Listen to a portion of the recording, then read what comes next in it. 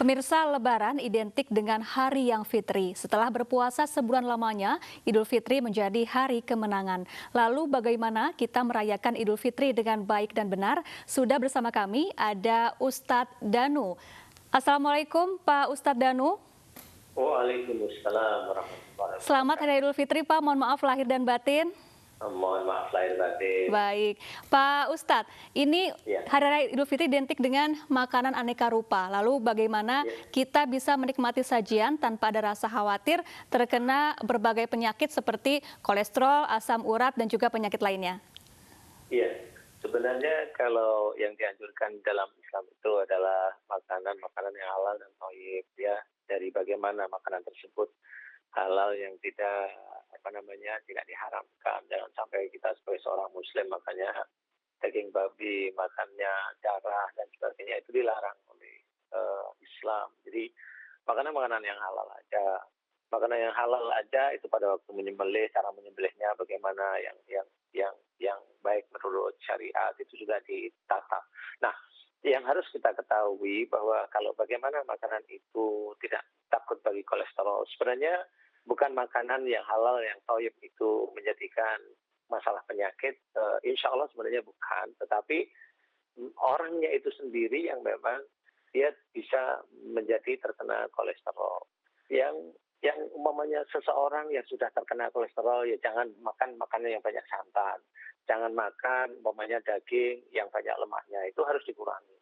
Orang yang kena kolesterol makannya pisau, usus, kan gitu babat. Nah itu jangan, ya. Tapi bagaimana kolesterol itu bisa muncul pada seseorang? Insya Allah itu disebabkan karena sifat manusia itu sendiri. Sifat yang bagaimana? Kalau dalam Quran diceritakan, wa ma asabakum min musibatin fa bima kasabat aydikum. Apa saja musibah yang kau terima disebabkan dari buah tanganmu sendiri. Nah, kolesterol itu disebabkan dari perbuatan-perbuatan seorang manusia yang kaku biasanya. Kalau punya prinsip kaku. Kalau punya prinsip kaku. Jadi kalau dia kaku dalam berprinsip, insya Allah akan gampang sekali terkena kolesterol.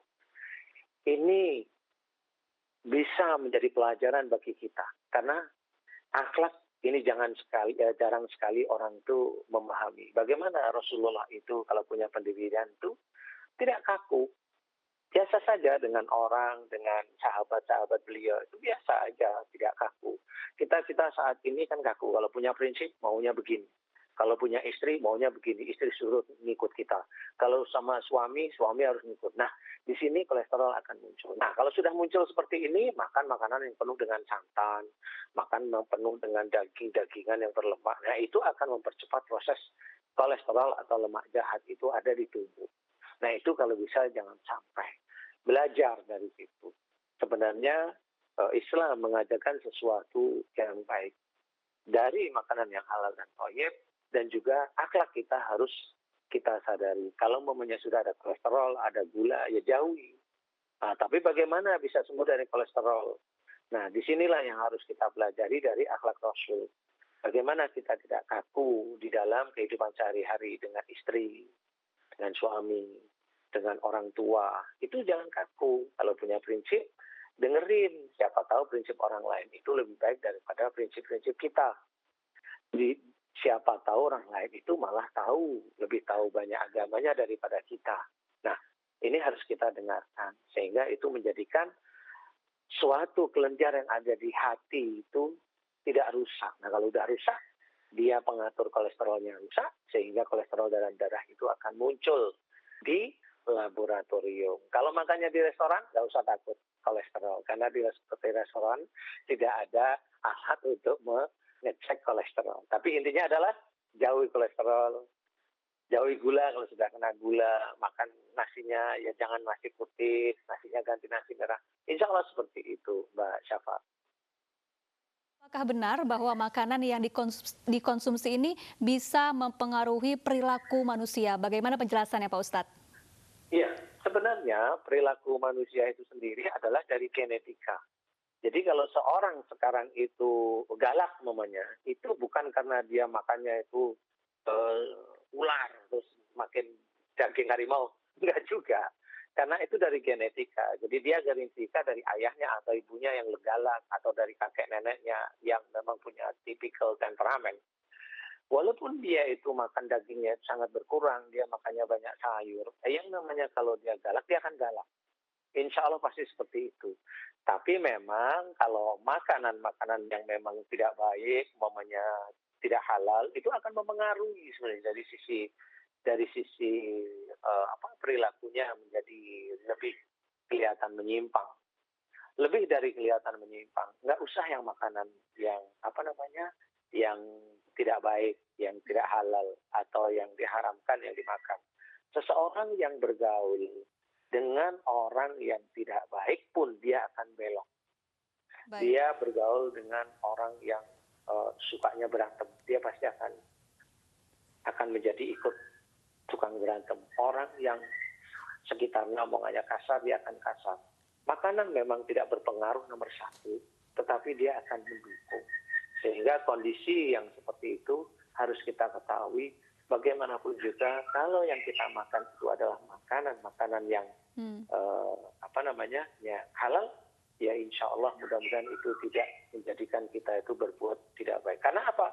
Banyak kok saudara-saudara kita yang makanan halal, tapi toyetnya Allahu alam ya, nggak ngerti, tetapi dia juga masih menipu, dia juga masih korupsi, dia juga masih kasar.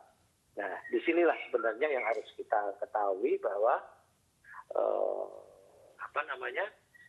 makanan memang tidak secara langsung itu mempengaruhi sifat manusia, tetapi genetik yang mempengaruhi langsung sifat manusia dari keturunannya seperti itu. Jadi mudah-mudahan itu bisa menjadi gambaran bahwa jangan menyalahkan makanan kalau makanan itu sudah halal, sudah thayyib, tetapi harus kita rubah perilaku kita. Baik. Seorang keluarga yang baik, umpamanya keluarga kelihatan baik, tapi kalau pada waktu dikupas di keluarga tersebut nggak taunya suaminya emosional. Padahal dia keluarga di mana cara mencari rezeki yang halal, yang thayyib. Tetapi kenapa suaminya emosional? Baik. Kenapa anaknya emosional? Nah, karena genetik. Ya, seperti itu. Jadi kita juga belajar bahwa kalau makanan itu yang halal, kalau makanan itu thayyib, jangan kita salahkan. Kalau kita salahkan, berarti kita menyalahkan Allah Ta'ala sudah memberikan makanan kepada kita. Ya. Begitu Mbak Syafat. Ya. Baik, terima kasih Pak Ustadz Danu sudah bergabung bersama kami di Anyu Siang. Semoga sehat selalu dan selamat berlebaran bersama keluarga. Pemirsa, salah satu tradisi setiap Hari Raya Idul Fitri adalah berziarah ke makam orang tua atau kerabat. Namun pemberlakuan aturan PSBB membuat suasana ziarah makam menjadi sedikit berbeda.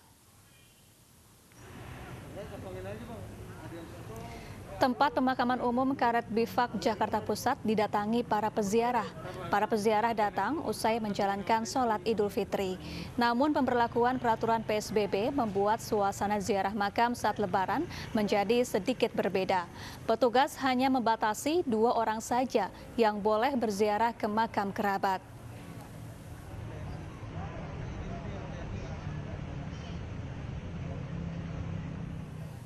Iya, ziarah kubur salah satu tradisi umat muslim ketika Lebaran. Banyak umat muslim pergi berziarah ke makam untuk mendoakan orang-orang yang sudah mendahului mereka. Dan untuk mengetahui seperti apa suasana ziarah, sudah ada rekan kami Hasbiallah di TPU Karet Bifak, Jakarta. Selamat siang Hasbi, bagaimana suasana terkini di TPU Karet Bifak saat ini? Baik, Syafa, sejauh ini memang kondisinya tadi pada pukul 7 hingga pukul 10 dari pantauan kami cukup ramai. Bahkan parkir-parkir di sekitaran Pejompongan cukup ramai.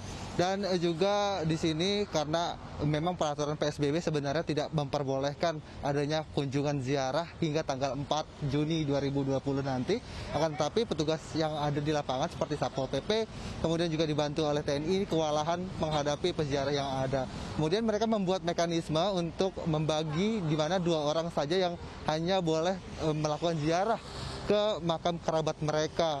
Kemudian di samping itu juga meskipun adanya perlakuan PSBB, ketika kami tanyakan kepada warga yang melakukan ziarah, mereka tetap bersyukur dan bisa mengunjungi kerabat mereka meskipun ada pembatasan dari aparat yang ada. Kemudian di sini di sisi lain juga bagi pedagang bunga tabur yang ada di wilayah Karet Bifak ini. Mereka mengeluhkan bahwa memang omsetnya turun di hari pertama. Misalnya di Lebaran tahun lalu, di Lebaran tahun 2019, mereka bisa membawa pulang 1 juta rupiah di pagi hari saja. Akan tetapi pagi ini mereka hanya mendapatkan 300 rupiah dalam satu hari untuk menjual kembang ataupun juga air mawar yang memang biasa menjadi budaya ketika berkunjung ke makam ataupun juga saudara yang ada di makam. Siapa? Baik, terima kasih Hasbiaullah langsung dari TPU Karet Bifak Jakarta. Pemirsa umat muslim di berbagai belahan dunia rayakan Idul Fitri di tengah situasi lockdown. Informasinya sesaat lagi, tetaplah di iNews Siang.